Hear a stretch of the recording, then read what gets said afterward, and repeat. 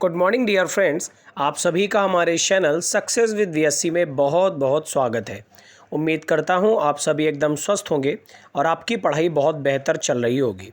तो आज है 6 अक्टूबर 2022। आज की क्या है इम्पॉर्टेंट करंट अफेयर और आज क्या है स्टैटिक जीके में खास, ये अभी हम लोग जानेंगे। उससे पहले कुछ इम्पॉर्टेंट इन्फॉर्मेशन आपको दे दें।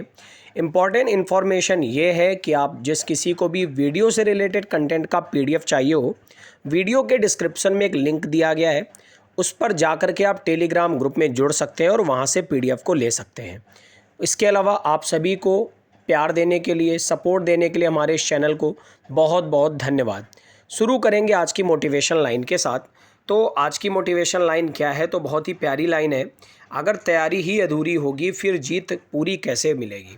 यानी कि आप कॉम्पिटिटिव एग्ज़ाम की तैयारी करने जा रहे हैं और आपके पास अस्त्र शस्त्र है ही नहीं, यानी आपकी पढ़ाई पूरी है ही नहीं, आप अधूरे ज्ञान को लेकर जा रहे हैं, तो जीत आपको मिल ही नहीं सकती, यानी आप तब सिलेक्शन पा ही नहीं सकते हैं।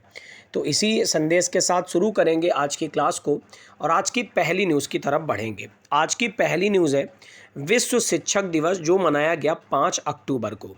तो विश्व शिक्षक दिवस, जिसे अंतर्राष्ट्रीय शिक्षक दिवस भी कहा जाता है, हर वर्ष 5 अक्टूबर को मनाया जाता है।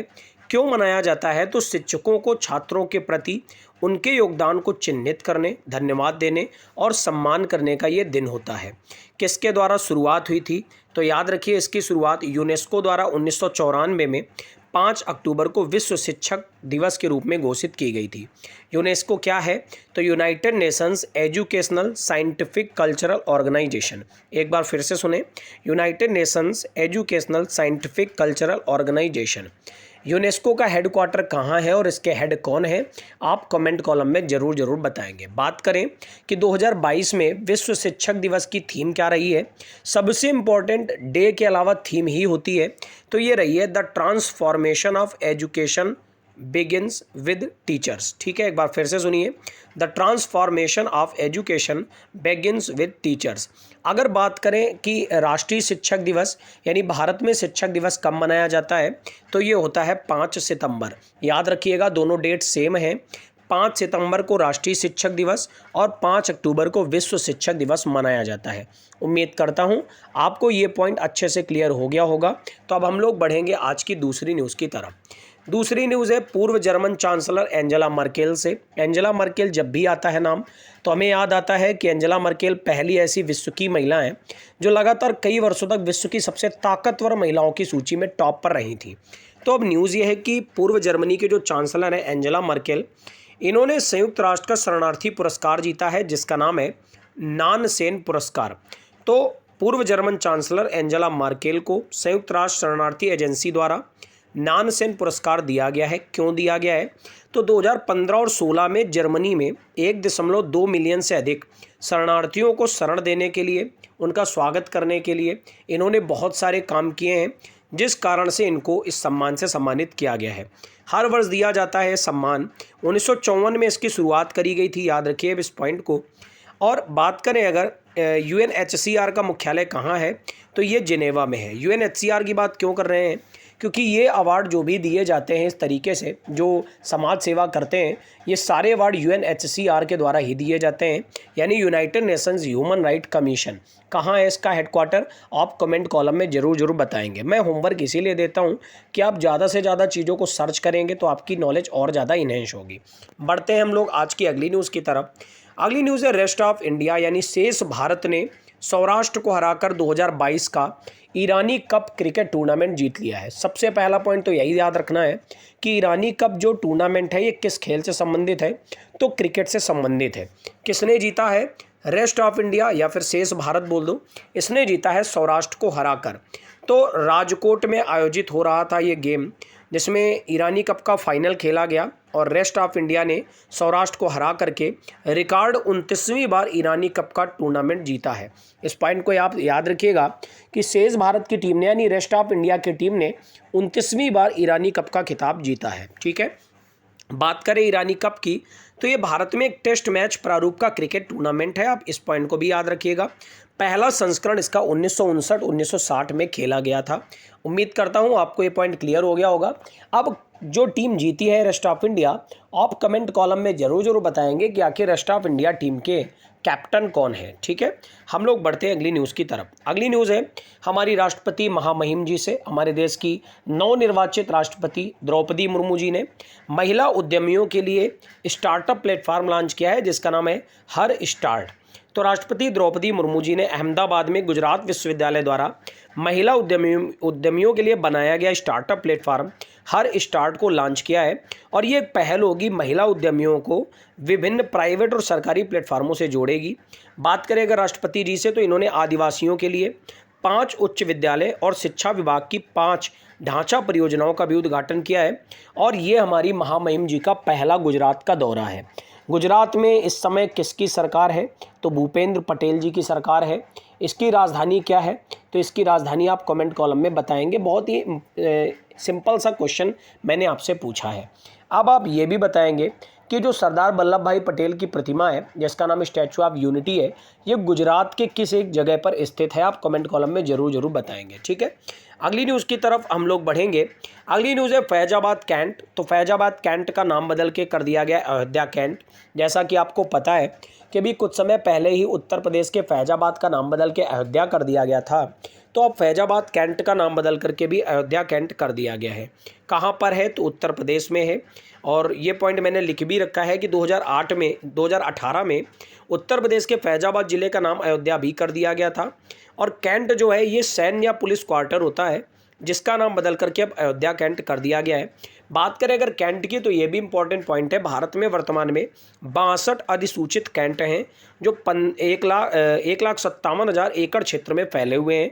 इस पॉइंट को आप अच्छे से क्लियर रखिएगा। ठीक है, बढ़ते हम लोग अगली न्यूज़ की तरफ। और अगली न्यूज़ में क्या है खास? तो अगली न्यूज़ है IITM से। IITM के वैज्ञानिक राक्षी कोल को मिला है 2022 का देवेंद्र लाल मेमोरियल मेडल।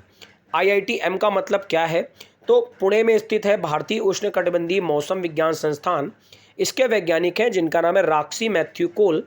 इनको अमेरिकी भूभौतिकी संघ का 2022 का देवेंद्र लाल मेमोरियल मेडल अवार्ड मिला है।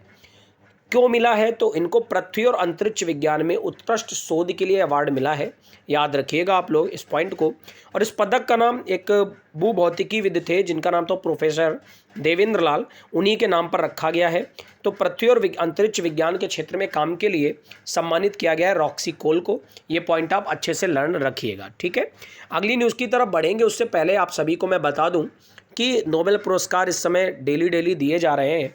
तो नोबेल पुरस्कार का एक अलग से वीडियो मैं लेकर आऊँगा कल या परसों में, जिसमें सारे के सारे नोबेल पुरस्कार हम वर्णन करेंगे। ठीक है, अगली न्यूज़ की तरफ बढ़ेंगे। अगली न्यूज़ है IOFS से, यानी भारतीय आयुध निर्माणी सेवा, जिसका नया पदभार संभाला है संजीव किशोर ने।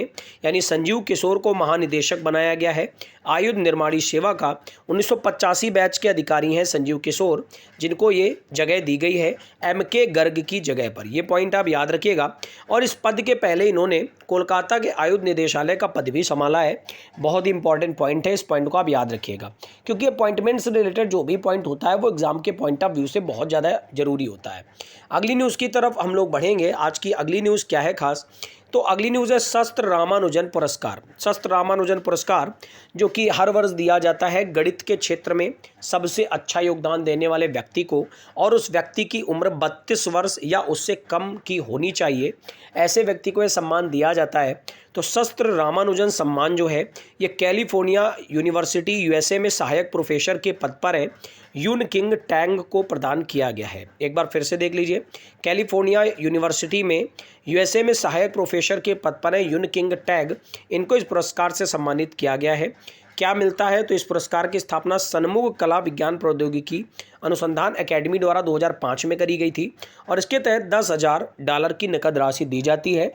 उम्मीद करता हूँ ये पॉइंट आपको समझ में आ गया होगा। बढ़ेंगे आज की आखिरी न्यूज़ की तरफ। तो आखिरी न्यूज़ है राष्ट्रीय खेलों से। राष्ट्रीय खेल जो कि 36वें नंबर के हो रहे थे, जिनका समापन हो गया है। और इन 36वें नंबर के राष्ट्रीय खेलों में पदक तालिका में 68 पदकों के साथ सर्विसेज टीम शीर्ष पर रही है, जिसमें 32 स्वर्ण पदक 18 रजत और 18 कांस्य पदक जीते हैं। हरियाणा रही है दूसरे नंबर पर जिसको 58 पदक, जिसमें 23 स्वर्ण पदक मिले हैं। और महाराष्ट्र 60 पदकों के साथ तीसरे स्थान पर है जिसमें 14 स्वर्ण पदक मिले हैं। एग्जाम में क्या आएगा, जैसा कि आप यूपी से हैं तो यूपी के राम बाबू ने पुरुषों की 35 किलोमीटर दौड़ को 2 घंटे 36 मिनट में पूरा किया है और स्वर्ण पदक को जीता है। उम्मीद करता हूं ये पॉइंट आपको अच्छे से समझ में आ गया होगा। तो ये थी आज की इंपॉर्टेंट न्यूज़। आगे बढ़ेंगे और ओल्ड करंट अफेयर को करेंगे। जो भी आज मेरे चैनल पर पहली बार जुड़ा है उसको मैं बता दूं, ये जो ओल्ड करंट अफेयर है एसएससी सीजीएल को ध्यान में रखते हुए हम लोग जून से शुरू किए हैं और आज जून महीने के तीसरे सप्ताह का तीसरा पार्ट है। जिसके अभी एक छूटा हुआ है वो पीछे जा कर के देख सकता है। तो शुरू करेंगे आज का रिवीजन पार्ट। पहला पॉइंट है, भारत और किस देश के बीच 5 जून से 16 जून तक संयुक्त सैन्य प्रशिक्षण अभ्यास पूर्व संप्रीति एक्स यानी एक्स संप्रीति एक्स का आयोजन किया गया? तो भारत और बांग्लादेश के बीच। उम्मीद करते हैं आपको पॉइंट समझ में आ गया होगा। मेरा क्वेश्चन रहेगा कि भारत और बांग्लादेश के बीच आपको पता ही है सबसे बड़ी बाउंड्री है, कितने किलोमीटर की बाउंड्री है? आप कमेंट कॉलम में जरूर बताएंगे। अगला है, भारतीय रिजर्व बैंक के गवर्नर शक्तिकांत दास ने 2022 में रेपो दर में कितने फीसदी की बढ़ोतरी की घोषणा की? तो 0.50%। इस पॉइंट को अगर आप स्किप भी कर देंगे तो कोई दिक्कत वाली बात नहीं है, क्योंकि मैं आपको डेली वही पॉइंट याद करने को बताता हूँ जो आपके लिए ज़रूरी है। मैं लेकर फिर क्यों आता हूँ, क्योंकि स्लाइड बनी हुई है पूरी एक एक करंट अफेयर की, तो लेकर आ जाते हैं, लेकिन जो पॉइंट अपडेट हुआ करता है उस पॉइंट को आप ना भी लर्न करेंगे तो कोई दिक्कत वाली बात नहीं है। ठीक है। अगला पॉइंट है, आलोक कुमार चौधरी किस बैंक के प्रबंध निदेशक के रूप में बनाए गए? तो ये एसबीआई है। ठीक है। अगला पॉइंट है, विश्व महासागर दिवस यानी वर्ल्ड ओशियन डे कब मनाया जाता है? ये 8 जून को मनाया जाता है। अंतर्राष्ट्रीय एल्यूमिनियम संस्थान के नए अध्यक्ष कौन बनाए गए? तो इनका नाम है सतीश पाई। फिर भारतीय वायुसेना हेरिटेज सेंटर कहाँ पर बनाया जाएगा? तो चंडीगढ़ में बनाया जाएगा। फिर एसबीआई रिसर्च के मुताबिक वित्त वर्ष 2022-23 में भारत की जीडीपी कितने प्रतिशत रहने का अनुमान लगाया गया है? तो 7.5%। भारत को कितने साल की शानदार सेवा प्रदान करने के बाद 3 जून 2022 को भारतीय नौसेना के जहाज निशंक और अक्षय को सेवा मुक्त कर दिया गया? तो 32 सालों की इन्होंने सेवा दी थी। ये इंपॉर्टेंट पॉइंट है क्योंकि साइंस एंड टेक्नोलॉजी से इस टाइम बहुत सारे क्वेश्चंस आते हैं, तो निशंक और अक्षय का नाम आप याद रखेंगे। अगला पॉइंट है, भारतीय भूवैज्ञानिक सर्वेक्षण विभाग ने किस राज्य में भारत का सबसे बड़ा स्वर्ण भंडार का पता लगाया? तो बिहार में पता लगाया। मेरा आपसे एक क्वेश्चन रहेगा कि मधुबनी पेंटिंग बहुत ही चर्चित चीज़ है, ये जो आर्ट है ये कहाँ की है? आप कमेंट कॉलम में जरूर बताएंगे। बढ़ते इस वीडियो के एक और इंटरेस्टिंग पार्ट की तरफ, जो कि स्टैटिक जीके। और स्टैटिक जीके में पिछले 3 दिनों में मैंने आपको 30 हेडक्वार्टर आज से लेकर कवर करा दिए होंगे, जो कि बहुत ज़्यादा इंपॉर्टेंट है। तो चलिए पढ़ते हैं। पिछले वीडियोज़ में जाकर के 20 तक आप कवर कर चुके हैं, हम लोग बढ़ते हैं 21 से। पश्चिमी एशिया आर्थिक सहयोग यानी ECWA का हेडक्वार्टर कहाँ पड़ता है? बगदाद में पड़ता है, जो कि इराक की राजधानी भी है, आपको पता ही है। संयुक्त राष्ट्र व्यापार एवं विकास सम्मेलन यानी अंकटाड का हेडक्वार्टर कहाँ है? तो जेनेवा में पड़ता है। एमनेस्टी इंटरनेशनल का हेडक्वार्टर कहाँ है? लंदन में पड़ता है। अंतर्राष्ट्रीय ओलंपिक कमेटी का हेडक्वार्टर कहाँ है? तो लुसाने में पड़ता है। यूरोपीय कॉमन मार्केट यानी ECM का हेडक्वार्टर कहाँ है? जेनेवा में है। राष्ट्रमंडलीय राष्ट्राध्यक्ष सम्मेलन यानी चोगम की हेडक्वार्टर कहाँ है? तो स्ट्रासबर्ग में है। पेट्रोलियम उत्पादक देशों का संगठन यानी ओपेक का हेडक्वार्टर कहाँ है? तो वियना ऑस्ट्रिया में है। आर्थिक सहयोग और विकास संगठन यानी OECD का हेडक्वार्टर कहाँ है? तो पेरिस में है। यूरोपियन परमाणु ऊर्जा समुदाय यानी यूरोट्रान का हेडक्वार्टर कहाँ है? ब्रुसेल्स बेल्जियम में है। राष्ट्रमंडल यानी कॉमनवेल्थ का हेडक्वार्टर कहाँ है? लंदन में है। उम्मीद करता हूँ आपको सारे पॉइंट क्लियर हो गए होंगे। तो अभी कॉमनवेल्थ गेम्स कहाँ पर हुए थे आपको कमेंट कॉलम में बताना है। बढ़ते इस वीडियो के एक और इंटरेस्टिंग पार्ट की तरफ, जो कि है रिवीजन। तो पहला क्वेश्चन हम लोगों ने पढ़ा कि विश्व शिक्षक दिवस 5 अक्टूबर को मनाया गया, जबकि भारतीय शिक्षक दिवस 5 सितंबर को मनाया जाता है। फिर अगली न्यूज़ हम लोगों ने पढ़ी कि पूर्व जर्मनी की चांसलर एंजेला मर्केल को नानसेन पुरस्कार से सम्मानित किया गया है शरणार्थियों की सुरक्षा के लिए। उसके बाद अगला पॉइंट हम लोगों ने पढ़ा, शेष भारत ने सौराष्ट्र को हराकर 2022 का ईरानी कप क्रिकेट का खिताब जीत लिया। फिर हम लोगों ने पढ़ा, राष्ट्रपति जी ने महिला उद्यमियों के लिए हर स्टार्ट नाम के प्लेटफॉर्म को लॉन्च किया है, जो कि स्टार्टअप में काम आएगा। अगला पॉइंट हम लोगों ने पढ़ा, फैजाबाद कैंट का नाम बदलकर अयोध्या कैंट कर दिया गया। फिर पढ़ा, IITM के वैज्ञानिक रॉक्सी कोल को देवेंद्र लाल मेमोरियल मेडल मिला। संजीव किशोर को आयुध निर्माणी सेवा का हेड बनाया गया। फिर हम लोगों ने पढ़ा, यूनकिंग टैग को शस्त्र रामानुजन पुरस्कार से सम्मानित किया गया, जो कि गणित क्षेत्र का सबसे बड़ा पुरस्कार है। फिर हम लोगों ने पढ़ा राष्ट्रीय खेल में 68 पदकों के साथ सर्वश्रेष्ठ पदक तालिका में शीर्ष पर रहा। और उसके बाद हम लोगों ने ओल्ड करंट अफेयर करी और उसके बाद स्टैटिक जीके करी। आपके सपोर्ट के लिए, आपके इतने ज़बरदस्त सपोर्ट के लिए कि हम लोग 400 के आसपास आ गए हैं, बहुत बहुत आपका धन्यवाद। उम्मीद करता हूँ आप ऐसे ही हमारी वीडियोस को प्यार देते रहेंगे। अगर आपको वीडियो का कंटेंट अच्छा लगे, क्वालिटी अच्छी लगे, तो आप दोस्तों के साथ शेयर करें और रेगुलर सेशन को ज्वाइन करें। Thank you everyone. आपका दिन मंगलमय हो। God bless you all.